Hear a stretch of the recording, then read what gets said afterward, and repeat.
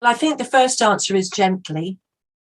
I did work in a school where a play-based approach, a developmentally sensitive approach, whatever people were calling it, was imposed across the school. And the resentment was so huge, it took months actually to break down the fear that surrounded it for people who didn't quite understand what it was about. So gently does it. I think that the first thing that we need to make sure is that the teachers who are going to be implementing that approach want to do it. And the only way that we would know that they do, or we could perhaps test the water about whether or not they do, is firstly that if that approach is being adopted in Key Stage 1, they've seen it and they think, oh, it seemed to be working quite well in Year 2. Is there any reason why I shouldn't try this in Year 3 or Year 5 or Year 6, whatever year group the teacher is working with? So I think the desire of the teacher to do it is the first step that needs to be taken. I think then there needs to be conversations between the people who know about, are confident about, and really enjoy this play integrated pedagogy, about some of the things that play teaches that adult-led learning doesn't.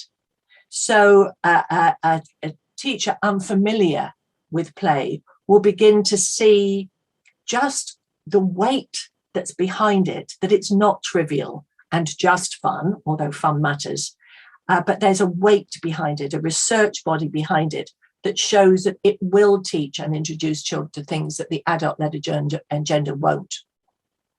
Skipping forward a bit, of course, if a school is already implementing a play-based approach, a play-integrated approach through the EYFS and in Key Stage 1, it is much easier then to incrementally build on that. So if you're a Key Stage 3 teacher, and you see it in Key Stage 1 in Year 2, you see it working, you see the involvement of the children, you see the standards and how engrossed the children are in what they're doing, you are much more likely to be able to say, okay, so that's my starting point. I'll try and set the classroom up like they've got it, and I'll try and emulate some of the approaches that they're using and see what happens. And that, I think, is always the most successful way. If you have a whole school approach and you have the belief that takes you systematically through the year groups, building from the best foundations.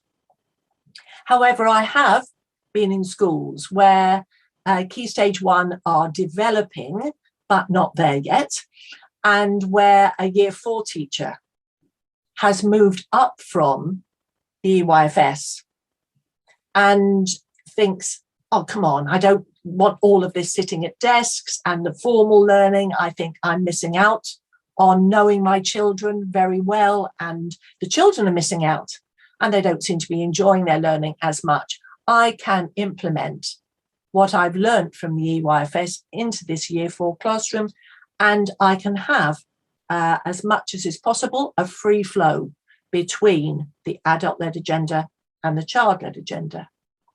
And it's really important to say at this point that nobody is saying you're going to throw that adult-led agenda away. But remember, I said that this is about how children learn, not what. So the what remains developmentally appropriate.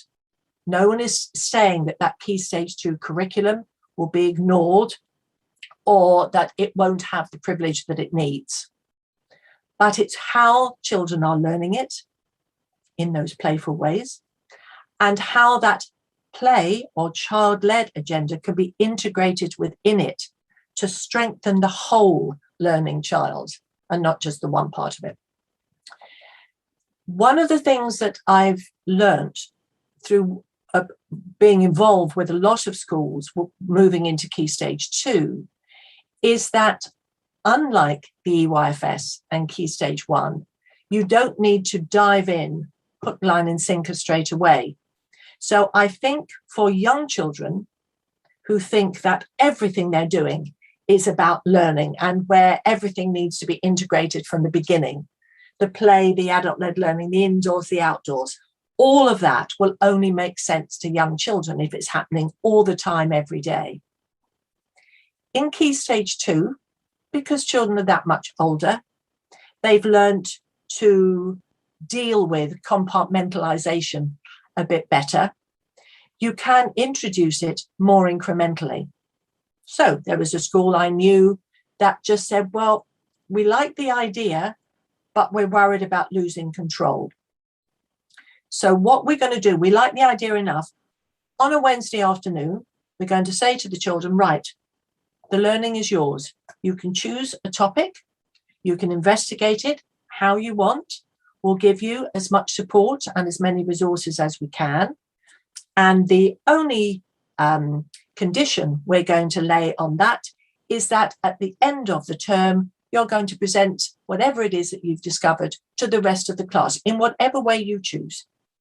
So an awful lot of choice, an awful lot of problem solving, an awful lot of using the initiative was handed over in that child-led, child-initiated way.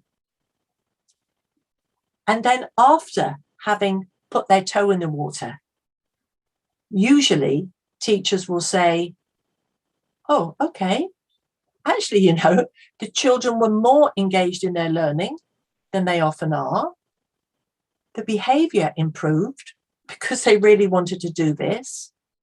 And I didn't feel I'd lost control. Yes, the children had a lot, but I didn't feel I'd lost it because the children and I became co-partners in learning.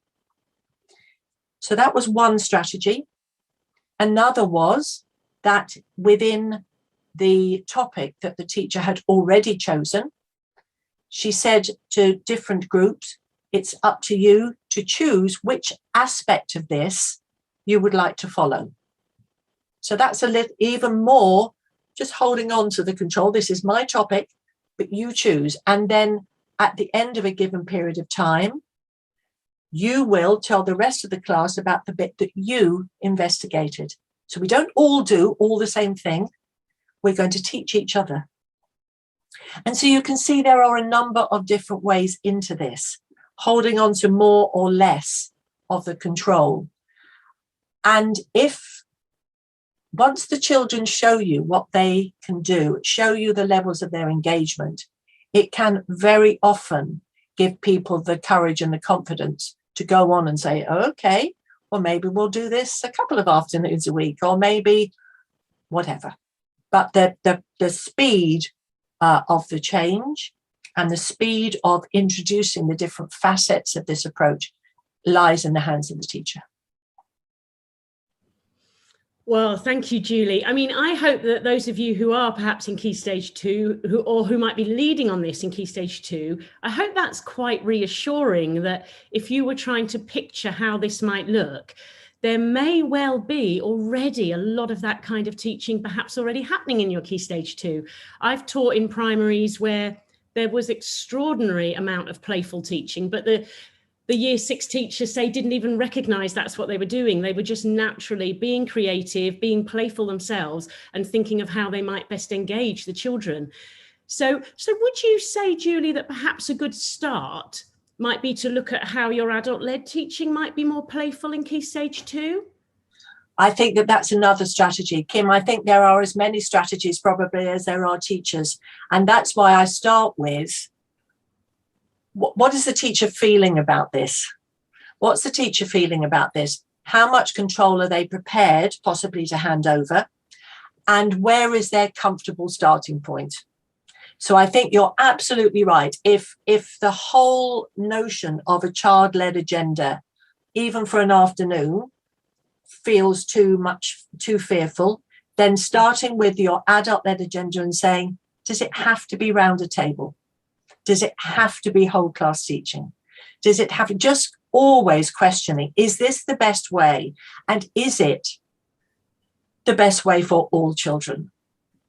Because one of the primary concerns I've always had about education is this the best approach for the children at the back of the carpet?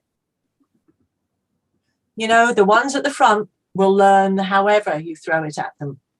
But I've always wanted to engage the children at the back, the ones who are getting as far away from me as possible, the ones who sidle up if they have to do something that's adult led, where you can feel the resistance. And if you can make that, as you suggest, more playful, then that's a great start too. That's really helpful, because it's something that came up in our leadership mastermind. We spoke about, focus on the teacher in front of you, or the teacher you currently are, and have an eye on the teacher you'd like to be. And we all want to push ourselves a little bit out of our comfort zone, but not so much that we feel we're drowning.